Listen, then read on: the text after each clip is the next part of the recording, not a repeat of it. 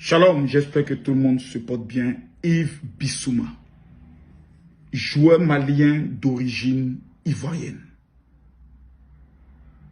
Aujourd'hui, pratiquement humilié, rejeté par l'équipe nationale du Mali, après avoir fait le choix de ne pas jouer pour la Côte d'Ivoire, mais de jouer pour le Mali.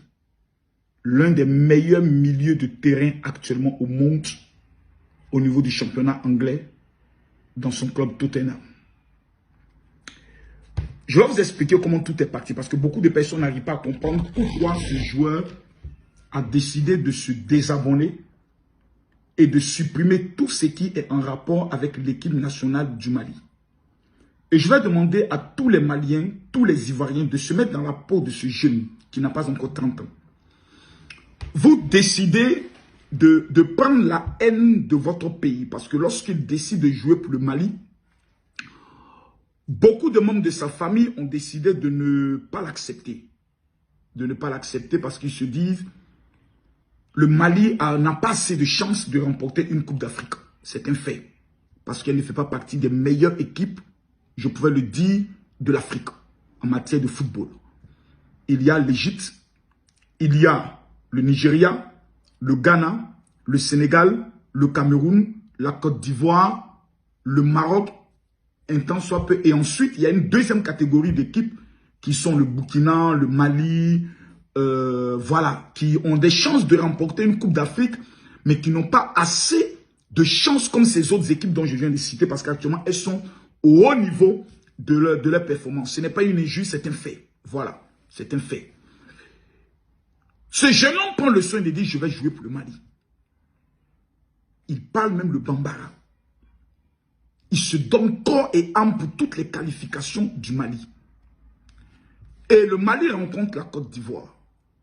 Le match Côte d'Ivoire-Mali, aujourd'hui, est encore dans la mémoire de tous les Maliens, comme un véritable traumatisme. Parce que nous avons démontré au Mali qu'en matière de football, il y a 100 ans de différence entre nous et nous. Entre eux et nous. 100 ans. C'est-à-dire 100 ans de différence entre le Mali et la Côte d'Ivoire. On les a montré ça propre à boiter. Propre. Ça a été un véritable traumatisme. Jusque l'entraîneur est tenté de faire un AVC. On a versé l'eau sur lui pour le réveiller. Beaucoup de Maliens ont commencé à accuser Yves Bissouma en lui disant qu'il était responsable de la défaite contre la Côte d'Ivoire. Il ne faut pas qu'on se cache la vérité. Parce que dans ce genre de situation, à part bah bien, laissez-nous. Il n'y a pas de véritable argument. Le jeune homme d'abord a été blessé. Et il y a eu une campagne qui a été manifestée autour de lui pour ne plus qu'il puisse jouer dans l'équipe nationale. Et pour les matchs amicaux, lorsque le sélectionneur, le très beau gosse sélectionneur malien qui est sous pression, on pouvait le dire du peuple malien, d'une partie du peuple malien, pas tout le peuple malien, décide de ne pas le recruter, vous allez voir les commentaires des Maliens sur l'Instagram de la Fédération malienne de football. Des moqueries, des injures, des félicitations, parce qu'on n'a pas pris Yves Bissouma.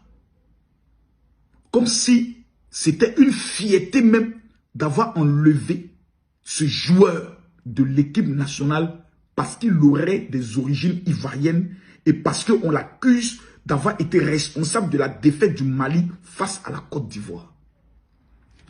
Quand vous êtes un être humain, et après avoir donné votre sueur pour le Mali, après avoir payé vous-même votre billet d'avion souvent pour venir jouer pour le Mali, vous voyez qu'en retour, il n'y a même pas un minimum de reconnaissance. Mais on t'humilie jusque dans ton intimité. Mes chers parents, c'est un être humain. C'est un être, Bissouma, c'est un être humain. Tu vois des multitudes d'injures, des gens même qui n'ont même pas brossé les dents le matin, vont t'insulter, te rabaisser, comme si tu étais un moins que rien. Écoutez, le football là, les équipes nationales là, on dit nous notre équipe a gagné la Coupe du Monde, la Coupe d'Afrique. On a donné un village de 50 millions à nos joueurs, plus 50 millions. C'est une goutte d'eau dans ce qu'eux ils gagnent, dans les différents clubs. Donc, au lieu de me faire humilier pour un pays que j'aime, dont je me suis donné corps, âme et esprit, je préfère me concentrer sur ma carrière de footballeur. Et actuellement, le club le plus gagnant, c'est Tottenham. Parce qu'ils ne vont plus voir leur international, leur brillant joueur, aller se faire casser le pied dans un championnat abruti de Coupe d'Afrique où il n'y a même pas l'argent dedans, où à la fin, c'est la haine de tout un pays contre toi. Est-ce qu'on s'est mis à la place de Bissouma pour savoir dans quel état d'esprit il est actuellement lorsqu'il décide de se retirer totalement je peux le dire, en 2 mots, il décide de prendre même sa retraite. En 2 mots, c'est une manière de prendre sa retraite. Il se désabonne, il retire toutes les photos parce qu'il se dit, mais j'ai tout donné pour ce pays. Et en retour, qu'est-ce qu'on essaie? De l'ingratitude, de la méchanceté gratuite. Vous voyez, souvent quand il y a un problème, et j'ai vu beaucoup de TikTokers maliens faire des vidéos, l'insulter, tu ne vaux rien, nous c'est le Mali d'abord et autres. Vous savez, on ne règle pas souvent des gens de problèmes ici. Quand dans une famille il y a un problème, on approche le frère qui n'est pas content. Ah, mon frère, bon, on a vu que tu t'es désabonné un peu partout, même ses collègues internationaux ont dit, ah mon frère, qu'est-ce qui se passe? Et puis on essaye de comprendre le frère. Mais on ne rejette pas un joueur de sa trempe de Yves Bissouma de cette manière et en voulant encore l'insulter pour y mettre dessus. Bissouma, je suis ivoirien. En temps normal, on doit demander à tous les Ivoiriens de te soutenir. Et moi, je ne vais pas entrer dans cette logique. C'est vrai que j'ai fait un post sur ma page Facebook. Moi, en tant que d'abord un père, je comprends ce que tu peux ressentir. Parce que j'ai été à ta place. Quand j'ai vu un jour le peuple de la Côte d'Ivoire mal interpréter une de mes actions et me traiter de Judas, j'ai été blessé. J'aimerais humblement venir ici te demander pardon. Pardon pour ce qu'ils sont en train de te faire. Parce que c'est une manière, ça c'est la sorcellerie. C'est une manière même de t'amener à être brisé mentalement. Regarde ce qui se passe avec Paul Pogba, sa propre famille. Regarde aujourd'hui où est Paul Pogba. Je vais te donner un conseil. Nous sommes en période de carême. Il faut te calmer. Remets tout à Dieu. Concentre-toi sur ta carrière, mais remets tout à Dieu. À mes frères maliens, j'aimerais dire ce qui suit. Quand un enfant est fâché ou un enfant est blessé, la meilleure manière de le gagner, c'est pas en le frappant. Il faut avoir une autre technique d'approche, surtout en période de carême. Je vois des musulmans qui disent qu'ils sont en carême en train de l'insulter. C'est désolant. À mes frères ivoiriens, le sang qui coule dans les veines de Bissouma est un sang ivoirien. C'est vrai qu'il a choisi l'équipe du Cameroun, plutôt du Mali. Moi, aujourd'hui, je suis guinéen, Diallo. Mais j'aimerais dire une chose. N'entrons pas dans un conflit avec les Maliens à partir de cela. Ce qu'on peut faire pour notre frère, c'est dire, mon frère, tu as choisi le Mali comme ton pays d'adoption dans le football. En dehors du football, c'est un Ivoirien. Tout en lui est Ivoirien. Il donne un coup de marteau. Il peut porter même le maillot ivoirien. Quand la Côte d'Ivoire joue, lui supporte la Côte d'Ivoire. Clair et net. Mais tu as choisi de jouer pour le Mali. Même quand ça ne va pas, il faut attraper ton cœur. L'acte que tu as posé aujourd'hui, en supprimant toutes les photos et autres, pour moi personnellement, c'est un acte qui a été fait sous l'effet de la colère. Tu n'as pas pris conseil, tu n'as pas mesuré les conséquences. Aujourd'hui, je vois beaucoup de personnes qui disent à tous les Maliens, allons nous désabonner de son compte et autres. Moi, je demande aux Ivoiriens, allons nous abonner à son compte. Ce frère, il a besoin de nous. Sans clasher les Maliens. À bon entendeur, salut. J'aimerais rappeler à tous ceux qui sont au niveau de la France. J'ai un cadeau à donner aux 1000 premières personnes qui vont m'écrire sur mon Telegram, sur mon WhatsApp plutôt. Voici mon numéro WhatsApp qui est dans ma main actuellement. Tout ça, ce sont des personnes. Je suis actuellement dans ma résidence privée au niveau de Paris. Tous ceux qui vont voir cette vidéo, je vous demande de m'écrire sur le WhatsApp suivant. Le 0033 7 65 28 15 01. Je reprends. 0033 7 65 28 15 01. Prenez le soin d'envoyer un message. Dites, général, je veux ma prière de 2024 et je veux mon cadeau.